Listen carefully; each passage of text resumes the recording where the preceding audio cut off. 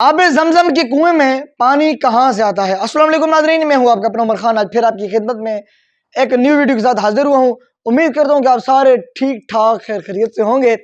ناظرین اکرام، مکہ المکرمہ میں موجود زمزم کے کنویں سے پانی نکلنے کا سلسلہ 5000 سال برس سے جاری ہے۔ تحقیقات سے پتہ چلا کہ کوئی چشمہ 60 یا 70 سال سے زیادہ عرصے تک جاری نہیں رہ سکتا۔ کہا جاتا ہے کہ آب زمزم قیامت تک جاری رہے گا اور اس کے برعکس دنیا کا ہر پانی قیامت سے پہلے ختم ہو جائے گا۔ خواتین و حضرات، یہ وہ پانی ہے جس سے متعلق ہمارے پیارے نبی حضرت محمد مصطفیٰ صلی اللہ علیہ وآلہ وسلم نے ارشاد فرمایا کہ روئے زمین پر سب سے عمدہ پانی زمزم ہے، اس میں لذیذ کھانا اور بیماریوں سے شفا ہے۔ مسلم شریف کی ایک روایت کے مطابق حضور اکرم صلی اللہ علیہ وآلہ وسلم نے حضرت ابو ذر غفاری رضی اللہ تعالیٰ عنہ سے پوچھا، جب وہ کعبہ کے پردوں کے پیچھے 40 دن تک مقیم تھے اور ان کا کھانا پینا صرف زمزم ہی تھا، تو آپ صلی اللہ علیہ وآلہ وسلم نے پوچھا کہ تم کب سے یہاں تک ہو؟ تو ابو ذر غفاری رضی اللہ تعالیٰ عنہ نے عرض کیا کہ میں 30 دن یہیں مقیم ہوں۔ تو نبی آخر زمان حضرت محمد مصطفیٰ صلی اللہ علیہ وآلہ وسلم نے ارشاد فرمایا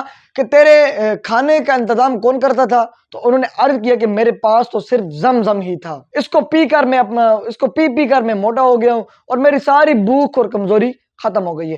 تو حضور اکرم صلی اللہ علیہ وآلہ وسلم نے فرمایا بلا شبہ زمزم برکت ہے اور کھانے والوں کے لیے کھانے کی حیثیت بھی رکھتا ہے۔ اسی طرح حضرت عبداللہ بن عباس کی روایت ہے کہ حضور اکرم صلی اللہ علیہ وآلہ وسلم نے ارشاد فرمایا کہ آب زمزم میں اتنی برکت ہے کہ اگر تم اسے شفا کے لیے بھی پیو تو اللہ تعالیٰ تمہیں شفا دے گا، اور اگر اس کو شر سے پناہ کے لیے بھی پیو تو اللہ تعالیٰ تمہیں شر سے محفوظ رکھے گا، اور اگر اسے پیاس بجھانے کے لیے پیو تو اللہ تعالیٰ تمہاری پیاس کو بھی بجھا دے گا۔ ناظرین اکرام، کہ آپ نے کبھی سوچا ہے کہ ہزاروں سال سے پیے جانے والا ایک مبارک پانی آخر آتا کہاں سے ہے؟ آب زمزم کی کنویں کا واقعہ تو آپ اچھی طرح جانتے ہیں کہ سیدنا حضرت ابراہیم علیہ السلام نے اپنی زوجہ ہاجرہ اور اپنے بیٹے حضرت اسماعیل علیہ السلام کو اس ویران بیابان میں چھوڑا تو بچے کو پیاس لگی، اور اس موقع پر ماں نے صفا مروہ کے درمیان بے قراری میں دوڑ لگائی تو رب تعالیٰ نے جبرائیل علیہ السلام کو بھیجا، جنہوں نے زمین اور پہاڑوں کو اپنے پروں سے ضرب لگائی، اور